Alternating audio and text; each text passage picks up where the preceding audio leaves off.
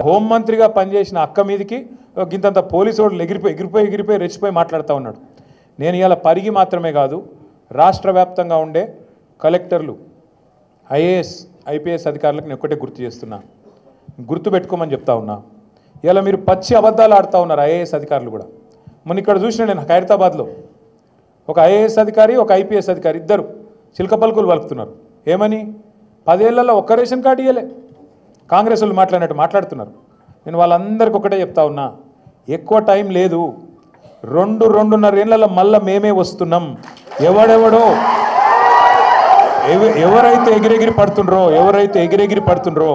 ఎవరైతే అతి చేస్తుండ్రో, ఎవరైతే రేవంత్ రెడ్డి కంటే ఎక్స్ట్రాలు చేస్తున్నారో వాళ్ళందరికీ నేను ఒకటే మాట చెప్తున్నా.